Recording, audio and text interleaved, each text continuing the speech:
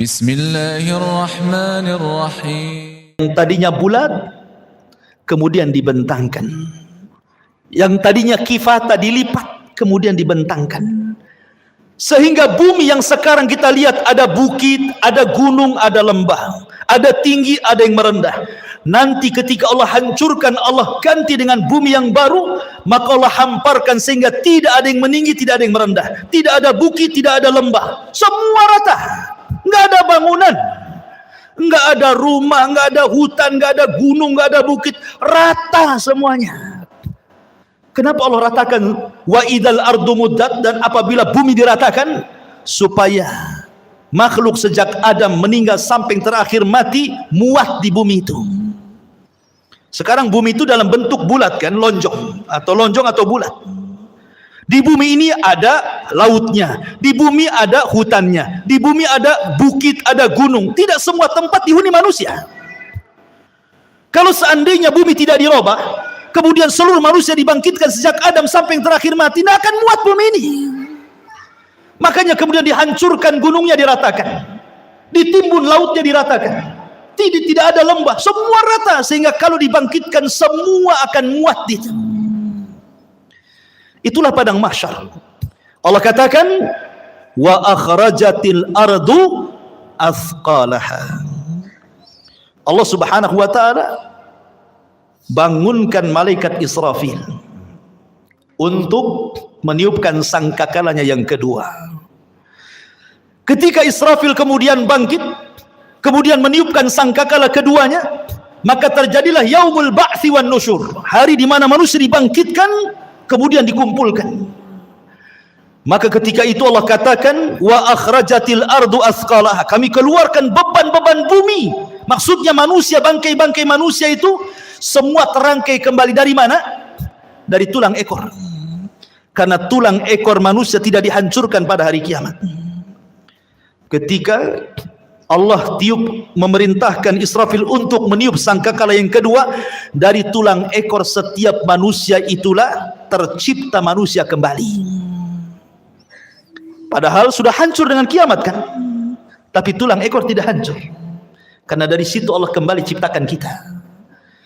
Kemudian jasad itu dilempar ke permukaan. Bayangkan sejak zaman Adam sampai terakhir mati itu jasad itu bergelimpangan di padang mahsyar. Maka Allah Subhanahu wa taala katakan wa idzan nufus zuwijat. Apabila ruh dilesatkan dari illiyin kalau ruhnya orang yang beriman, kemudian dilesatkan dari sijin kalau ruhnya orang kafir, kemudian masuk ke jasad-jasad mereka tanpa tertukar jasadnya.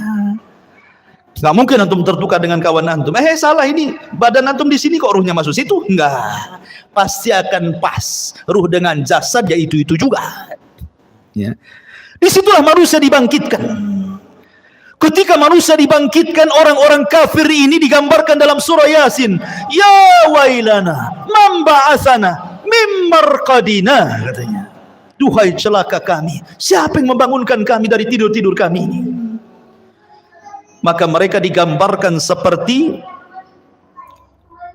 apa?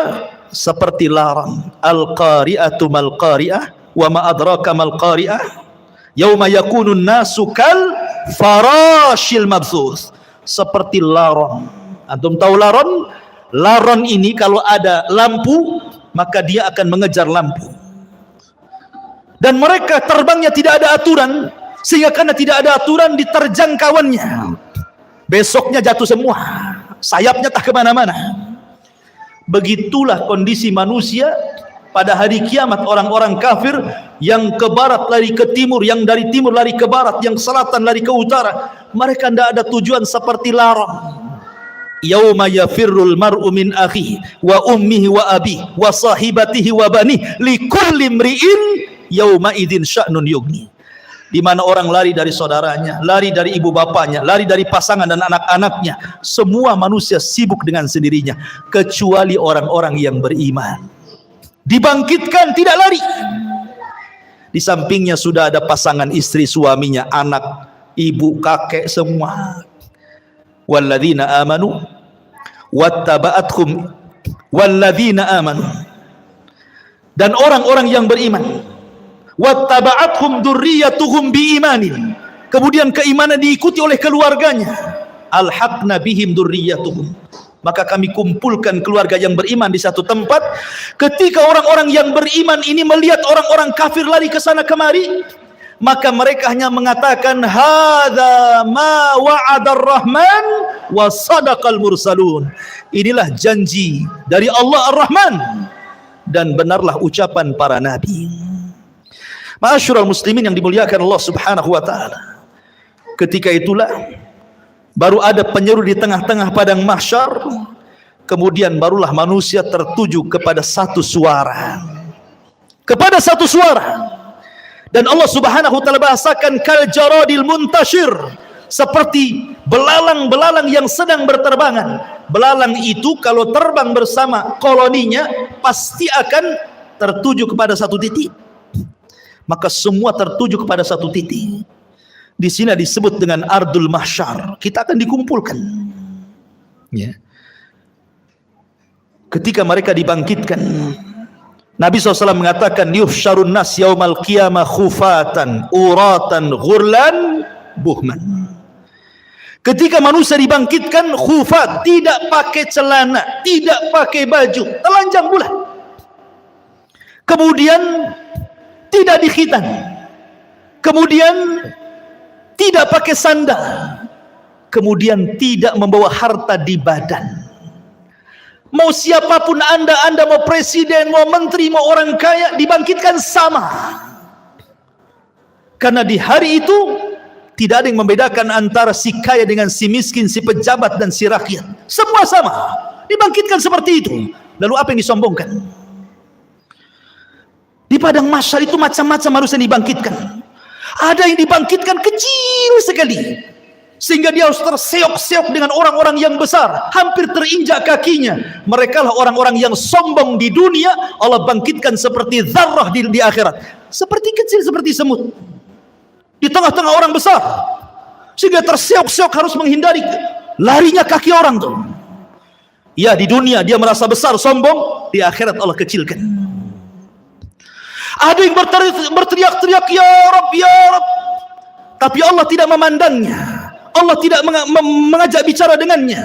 La yanzurullahu yaumal qiyamah, Allah tidak akan melihatnya walaupun dia berteriak, ya Rabb, ya Rabb, ya Allah, ya Allah. Ada orang-orang yang tidak akan dilihat oleh Allah pada hari kiamat. Ada orang-orang yang tidak akan disucikan oleh pada hari kiamat, tidak akan diajak bicara oleh Allah pada hari kiamat. Ada orang-orang yang lari, tetapi mereka berjalan dengan kepala kakinya di atas. La haula wala quwata illa billah. Bagaimana caranya? Allahu a'lam. Allah atas segala sesuatu maha mampu menjalankan orang dengan kepalanya kakinya di atas. Ada orang-orang yang berjalan dengan buta, sehingga dia mengatakan, ya Rabbi lima hasyartani a'ma wa qad kuntu basira. Ya Rabb, di dunia aku melihat, kenapa di sini buta, katanya. Macam-macam orang itu di padang mahsyar itu, ikhwan. Karena orang dibangkitkan itu ala ma mata alaih, sebagaimana kematiannya. Ada ketika di dunia dia menusuk-nusuk untuk bunuh diri, maka ketika dibangkitkan di tangannya sudah ada pisau sedang menusuk-nusuk badannya. Ya, bayangkan, manusia dibangkitkan itu macam-macam bentuknya. Baru kemudian manusia dikumpulkan di satu tempat.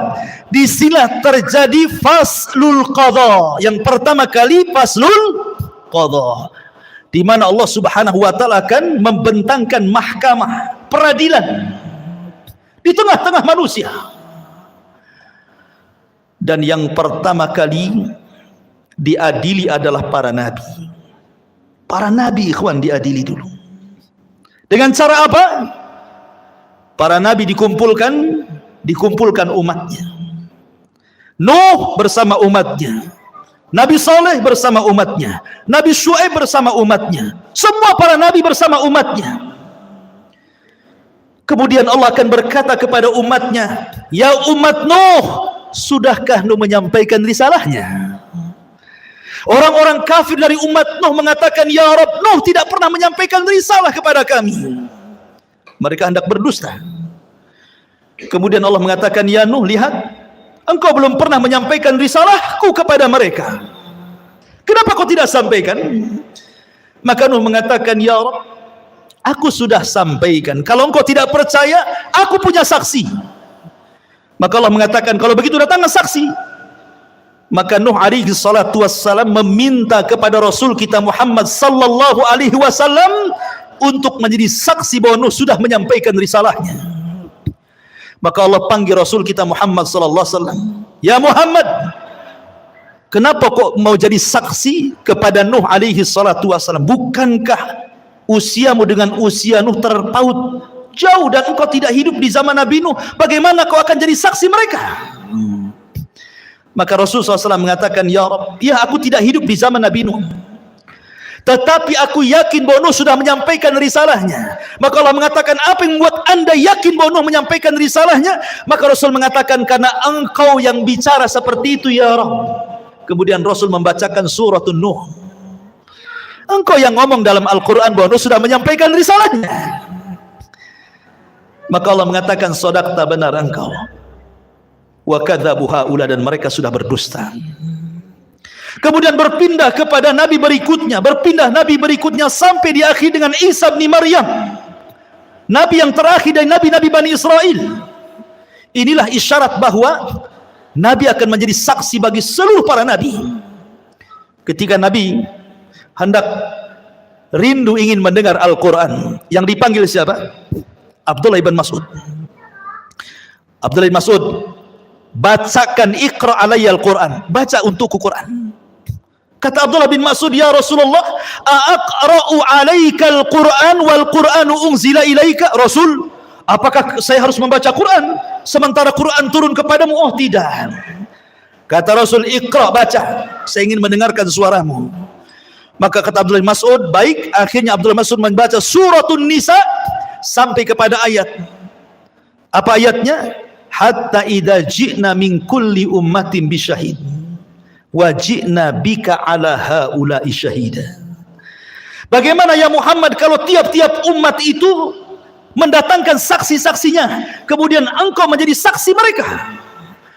Maka Nabi SAW kemudian menangis dan mengatakan, "Ya Abdullah, hasbuka, hasbuka, cukup, cukup." Maka Abdullah bin Mas'ud melihat Rasul menangis sehingga membasahi janggutnya.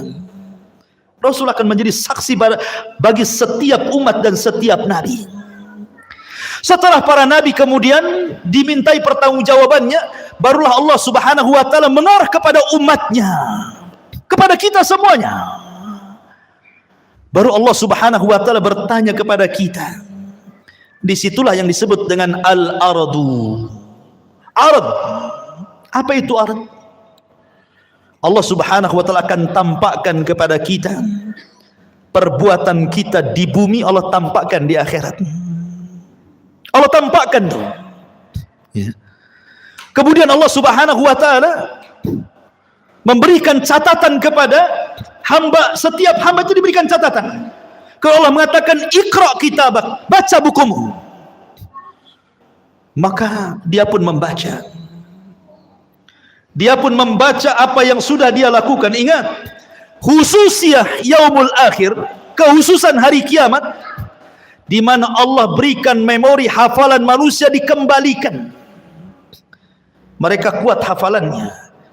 Kalau sekarang di dunia 1 minggu kemarin Anda pernah mengucapkan apa, Anda pernah berbuat apa, Anda pernah mendolimi siapa, Anda pernah hasad kepada siapa, lupa antum. Baru 1 minggu tuh, ya kan? Baru 1 minggu sudah lupa kan itu ya. Tapi di akhirat Allah berikan kekuatan hafalan. Sejak antum akil balik sampai antum diwafatkan, hafal antum. Oh, jam segini, hari ini, tanggal sekian-sekian, aku begini. Hafal. Untuk dicocokkan dengan catatannya. Dan ketika itu ikhwatu fiddin tidak bisa berdusta di hadapan Allah. Yauma nakhtimu ala afwahihim wa tukallimuna aydihim wa tashhadu arjuluhum bima kanu ya'malun. Mulut terkunci, tangan bicara, kaki menyaksikan apa yang sudah diperbuatnya. Bayangkan, saksi bukan hanya anggota badan, bahkan kulit jadi saksi. Kulit tiba-tiba bicara di hadapan Allah dan menyalahkan badannya. Akhirnya badan kemudian mengkritik kulit dan mengatakan, "Lima syahidtum alaina?" Kenapa engkau wahai kulit menjadi saksi bagi badanmu sendiri. Kata kulit, antaqanallah, Allah yang membuat bicara, aku mau apa? Tidak cukup dari situ, bumi yang kita pijak akan jadi saksi. Karena yauma idin tuhadditsu akhbaraha. Pada hari itu bumi menghabarkan kisah-kisah orang yang pernah di atas bumi itu. Lautan akan jadi saksi, langit akan jadi saksi, malaikat akan jadi saksi. Siapa yang bisa mungkir dari kesalahan, ikhwan? Semua jadi saksi. Di bumi antum bisa bayar lawyer, cari yang pandai bicara. Dia bisa mendustakan yang jujur didustakan. Di akhirat lawyer aja butuh lawyer. Lawyernya butuh lawyer, pengacaranya butuh pengacara. Tapi di akhirat tidak ada pengacara. Apa yang mau diacarakan? Nggak ada pengacara. Semua jadi saksi. Ma'asyiral muslimin yang dimuliakan Allah Subhanahu wa taala. Mulailah manusia dihisab. Pertama, kemudian Allah Subhanahu wa taala akan terbangkan catatannya. Di situ ada yang mengambil dengan tangan kanannya, dengan tangan kirinya, dengan tangan kiri dari belakangnya, dan itu menunjukkan keselamatan dan tidaknya orang. Orang yang beriman ambil dengan tangan kanannya. Dengan bangganya dia mengatakan, ha umukra'u kitabiyah. Baca kitabku, katanya. Dia sudah tahu isinya baik. Itu bangga dia. Tetapi orang-orang yang mengambil catatan dengan tangan kirinya, dia mengatakan apa? Ya laitani lam uta kitabiyah. Walam adri ma hisabiyah. Duhai kiranya aku tidak mau mengambil catatanku, dan aku tidak tahu apa hisabku. Sampai terakhir dia mengatakan, ma agna anni maliyah halaka anni sultaniyah. Duhai kiranya kekuasaan yang aku bangga-banggakan di dunia nggak ada manfaatnya. Duhai kiranya harta yang bertumpuk di dunia pun tidak ada faedahnya. Menyesal dia. Kan itu ya. Kemudian mereka dikumpulkan di padang mahsyar, terjadilah hisab kepada binatang. Di situ dikumpulkan semua binatang, mulai dari semut sampai kepada buaya darat, dikumpulkan semua di situ. Kenapa? Karena di antara binatang juga ada yang saling mendolimi, yang bertanduk nanduk, yang tidak bertanduk. Buaya makan ular, ular makan binatang lainnya. Binatang ini terus makan makanan sampai ke yang kecil, saling makan memakan. Zalim di antara binatang. Allah Maha Adil. Ada hisab di antara binatang. Yang tadinya kambing yang bertanduk, yang suka nanduk, yang tidak bertanduk, tanduknya dicabut, diletakkan kepada yang tidak bertanduk. Tanduklah seberapa banyak kau ditanduk di bumi, katanya. Terjadi hisab. Tapi mereka tidak diadab. Mereka hanya dihisab saja. Setelah binatang-binatang dihisab, Allah mengatakan, kunu turaba, jadilah kalian tanah. Orang-orang kafir melihat ketika binatang-binatang habis dihisab jadi tanah, maka mereka mengatakan, ya laitani kuntu turaba. Duhai kiranya aku jadi tanah juga lah, katanya. Tapi tidak mungkin jadi tanah. Tetap mereka dihisab dan diadab. Ikhwan, manusia akan dikumpulkan selama 50 alfasanah, 50.000 tahun. Dalam kondisi berdiri. Tidak ada di padang mahsyar itu yang duduk kayak antum gini. Enak kali. Apalagi sambil baring bawa tikar. Nggak ada tikar. Posisi mereka berdiri. Karena Allah mengatakan, yauma yaqumun nasu li rabbil alamin. Pada hari itu manusia berdiri menghadap Rabbnya. Kenapa tidak ada yang duduk, tidak ada yang berbaring? Karena kalau duduk, maka dia akan tenggelam dengan keringatnya. Berbaring apalagi? Bagaimana tidak matahari diletakkan di atas kepala 1 mil. Ada orang yang bercucuran dengan keringat sehingga tenggelamlah dia dengan keringatnya. Ada yang keringatnya sedada, ada yang keringatnya sepusar, ada yang keringatnya selutut, sesuai dengan amalannya. Sesuai dengan amalannya. Dan hari itu hari yang haus sekali. Makanya orang-orang yang berhasil meminum dari telaga Rasul, lam yadma abada, dia tidak akan haus selamanya walaupun matahari di atas kepala. Likulli nabi haudun, setiap nabi punya telaga, dan yang paling besar telaga Rasul, jumlah gelasnya sejumlah langit di bumi, sejumlah langit yang ada di, sejumlah bintang yang ada di langit. Warna telaganya lebih putih dibandingkan air susu, lebih manis dibandingkan madu. Siapa yang meminumnya tidak akan haus selamanya. Adakah dari umat Rasul yang tidak akan minum? Ada. Ketika ada orang-orang yang hendak mendekati telaga Rasul di padang mahsyar itu, Tiba-tiba dihalau para malaikat. Kemudian Rasulullah SAW berteriak-teriak, ummati, ummati ya Rabb, itu kan umatku, biarkan mereka minum. Lihat bagaimana rahmatnya Rasul pada umatnya. Tapi Allah mengatakan, ya Muhammad, innaka la tadri ma ahdatsu ba'daka, innahum ghayyaru wa baddalu. Hei Muhammad, kau enggak tahu apa yang terjadi dengan umat mereka, sudah merubah-rubah petunjukmu, sudah merubah-rubah sunnahmu. Biarkan mereka tidak minum. Ma'asyiral muslimin yang dimuliakan Allah Azza wa Jalla, manusia akan tenggelam dengan keringatnya. Kemudian manusia pun bingung karena mereka harus berdiri, entah apa yang harus dilakukan mereka. Mereka menunggu faslul qadha, bagaimana putusan Allah kepada mereka, masih bingung. Akhirnya mereka pun berjalan kepada Adam, ya Adam, engkau kan bapak kami, mintalah syafaat kepada Allah. Tidakkah kau lihat, tidakkah kau iba kepada kami sulit di sini. Kata Adam, aku nggak bisa nolong kalian. Pergi ke Nuh. Berangkatlah mereka ke Nabi Nuh alaihi salatu wassalam. Nuh juga i'tidar, tidak bisa memberikan syafaat. Kata Nuh, sebaiknya kalian kepada Ibrahim, temui Nabi Allah Ibrahim alaihi salatu wassalam. Berangkat mereka ke Nabi Allah Ibrahim. Ya Ibrahim, wahai Ibrahim, anta Khalilur Rahman, kau adalah kekasih Allah. Ala tara ila ma nahnu fi, tidakkah kau lihat, tidakkah kau iba melihat kondisi kami? Kata Ibrahim, tidak, aku pernah berdosa 3 kali. Sebaiknya kau datang kepada Musa, temui Nabi Musa. Berangkat ke Musa. Kata Musa, aku juga tidak bisa karena pernah membunuh orang. Ke Isa saja, temui Nabi Isa. Isa tidak menyebutkan uzurnya, tapi datangi Rasul Muhammad sallallahu alaihi wasallam. Datanglah mereka kepada Rasulullah. Baru kata Rasul, ana laha, kan ku coba. Rasul sujud di bawah arsy Allah dengan sujud yang lama, sampai Allah datang dan mengatakan, irfa ra'saka ya Muhammad, angkat kepalamu wahai Muhammad. Qul tusma, katakan kau didengar. Sal tu'ta, minta kau diberi.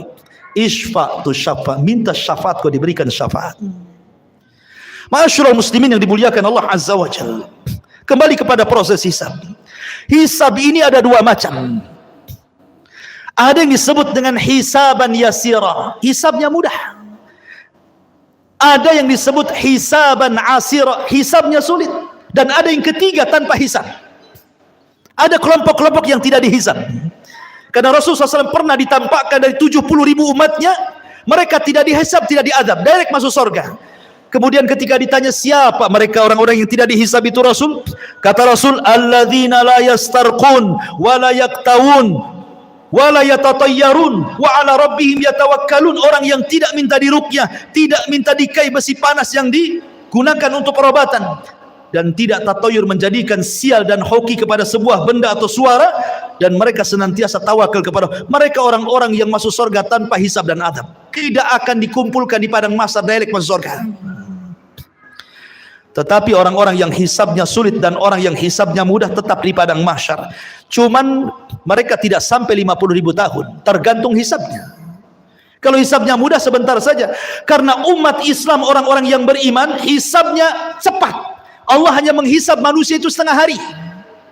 Bagi orang-orang yang beriman, tidak sampai 50.000 tahun, setengah hari saja. Tapi setengah hari kehidupan akhirat, bila dibandingkan dengan kehidupan dunia, sama dengan 500 tahun. Karena Allah mengatakan, inna yauman inda rabbika ka'alfi sanatin mimma ta'udun. 1 hari kehidupan akhirat sama dengan 1000 tahun kehidupan dunia. Berarti setengah harinya 500 tahun. Dan orang yang beriman yang mendapatkan hisab itu hanya dari ba'da zuhur ke ba'da asar saja, setengah hari. Tapi setengah hari kehidupan akhirat, bukan setengah hari kehidupan dunia. Ya, 500 tahun juga. Makanya orang-orang miskin lebih dahulu masuk surga setengah hari dibandingkan orang kaya. Orang kaya nunggu dulu 500 tahun baru masuk surga. Orang miskin masuk surga. Kenapa? Pertanyaannya berat. Min aina iktasabahu wa fima anfaqahu. Dari mana kau dapatkan harta itu? Kemana kau belanjakan? Kan itu ya. Banyak pertanyaannya. Kos-kosan 5-5-nya ditanya. Kan itu ya. Antum punya apa lagi? Mobil 3 direntalkan, semua ditanya. Dari mana kau beli mobil itu? Kemana kau belanjakan? Semua ditanya. Akan ditanya semuanya. Satu hari antum belanja seberapa kali ke mall tuh? Ditanya. Kan itu. Emang nggak ditanya dibelanjakan? Semua ditanya. Ini makanan yang kita makan ditanya. Minuman yang kita minum ditanya. Makanya Allah mengatakan, "Falyangduril insan ila ta'ami." Hendaklah manusia melihat kepada makanan yang dimakannya. Karena semua akan ditanyakan. Allah mengatakan dalam Al-Quran, dalam surah Al-Hakumut Takatsur, la tus'alunna yawma idzin 'anil na'im. Akan ditanya pada hari kiamat itu semua nikmat yang Allah anugerahkan kepada kita. Ingat, hisab itu ada dua cara. Orang yang berdebat dalam hisab celaka dia, pasti masuk neraka. Man nukisha fil hisab halak, kata Rasul. Orang yang melakukan perdebatan dengan Allah ketika hisab, celaka dia. Maksudnya apa? Allah akan mengatakan, dulu ku beri mata kau, sudah kau syukuri matamu? Jawab. Maka dia mengatakan, belum ya Rabb. Dulu ku beri telinga, itu sebagai amanah. Kau gunakan untuk apa telingamu? Untuk maksiat kau untuk taat? Oh, untuk maksiat ya Rabb. Terjadi dialog. Ya. Kalau terjadi munakosah dialog seperti ini, celaka orang ini. Tetapi kalau yang kedua ini tidak terjadi dialog, dia hanya mengiyahkan saja kata Allah, bukankah dulu di bumi aku berikan begini? Iya. Bukankah dulu di bumi aku berikan ini? Iya. Iya, gitu saja. Dia enggak bantah. Maka Allah mengatakan, al-an satartuka wa ghafartu dzanabak. Al-an satartuka, sekarang kututupi dosamu. Wa ghafartu dzunubak, dan kuampuni dosa-dosamu. Ini hisaban yasira namanya. Hisab yang mudah, hanya ditanya tapi tidak perlu jawab. Tetapi yang memerlukan jawaban sehingga terjadi munakosah dialog antara Allah dengan kita, ini celaka orang ini. Ya, pasti binasa orang ini. Hisabnya sulit. Ketika semua sudah dihisab, maka datanglah mizan timbangan. Barulah timbangan. Faman thaqulat mawazinu fahuwa fi 'ishatir radiyah wa man khaffat mawazinu fa ummuhu hawiyah wa ma adraka ma hiya narun hamiyah. Siapa yang berat timbangan baiknya, maka dia dalam kehidupan yang diridai masuk surga. Tapi siapa yang berat timbangan buruknya, dipastikan masuk neraka. Ma'asyiral muslimin, setelah terjadi penimbangan amal, maka manusia mulai dikelompokkan tuh dengan sesembahannya masing-masing. Nyembah apa antum di bumi? Nyembah pohon, bersama pohon itu. Nyembah ular sendok, bersama ular sendoknya. Nyembah apa lagi? Batu, bersama batunya. Semua orang dikumpulkan dengan sesembahannya. Dan ketika orang-orang kafir, orang munafik, orang yang beriman sudah terkelompok-kelompok, maka Allah mengatakan, wasiqal ladzina kafaru ila jahannama zumara. Giring orang-orang kafir itu, masukkan ke neraka saja. Mereka tidak akan sempat meniti siratal mustaqim. Padahal Allah mengatakan, wa in kuntum illa wariduha, kalian pasti akan melewatinya. Tapi orang kafir direct masuk neraka, tidak ada lintas melintasi siratal mustaqim. Ketika semua orang-orang musyrik, orang kafir sudah Allah masukkan ke neraka, tinggal mukmin dan munafik. Di sini Allah Subhanahu wa taala bagikan cahaya, setiap orang dapat cahaya. Cahaya itulah bekal kita meniti titian siratal mustaqim. Karena itu gelap. Neraka jahanam itu gelap. Karena titian itu terbentang di neraka jahanam.